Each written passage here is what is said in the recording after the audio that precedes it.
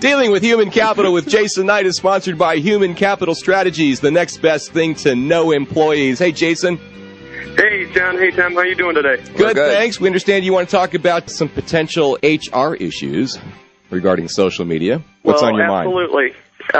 Social media right now just seems to be the big buzz, and I know it's near and dear to your heart. But there is an HR aspect to it that is just untapped at this point, or at least not the extent that it's going to be.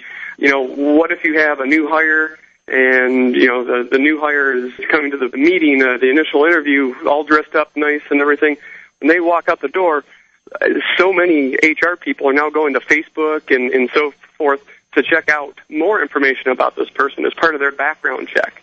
I think Lon Savko said that at the Social Media Symposium this week, that Facebook was the most utilized tool by HR people.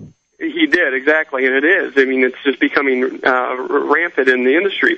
But there is HR laws, and there's going to be literally entire types of law dedicated to this because it is still so blossoming right now that there isn't very much case law about it. What if you find something in there that really is a discriminatory type of thing? Can you use that as part of your hiring procedure?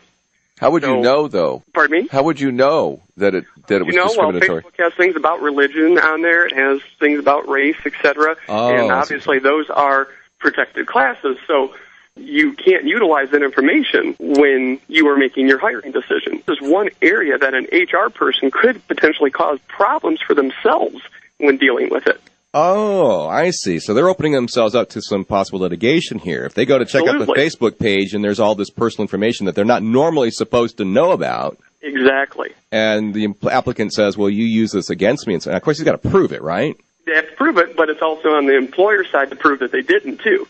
So this is why I said there's going to be entire areas of law and case law that are going to be dedicated to this in the future. But then what if you have an employee that goes on to the website, somebody upset them at work, and they go on Twitter, I hate my boss, and he's an idiot, and so forth. What kind of implication does that have for the company? So, I know you're not a lawyer, and you can't really speak to that specifically, but, are you seeing the fact that there's not a lot of laws around this and that this is going to have to be dealt with at some point? It's going to have to be dealt with. It's so gray right now. It is becoming an issue, and that is the part of the problem. To have policies in your employee handbook, we talked about that a couple of weeks back. This now needs to be added to all employee handbooks about how social media is interpreted within the company, what is and is not acceptable, etc. Well, but here's the thing, too, though, Jason. The laws typically seem to be in favor of the employees generally. Would you say that's true? That is generally true these days, yeah. So we got to kind of watch out for that. The laws being written about social media are going to be favoring the employees in the first place. So we got to be careful as business owners, I think is what you're saying. Absolutely, and be careful or be mindful of what they're putting out on the web for you. All right. Thanks, Jason. This Human Resources segment was brought to you by Human Capital Strategies. We do the things that employers don't like to do, don't know how to do, and oftentimes don't even know they are supposed to do. Human Capital Strategies, the next best thing to know employees. For more information or to contact Jason, please visit thejohnadamshow.com and click on Cast. You're listening to The John Adams Show.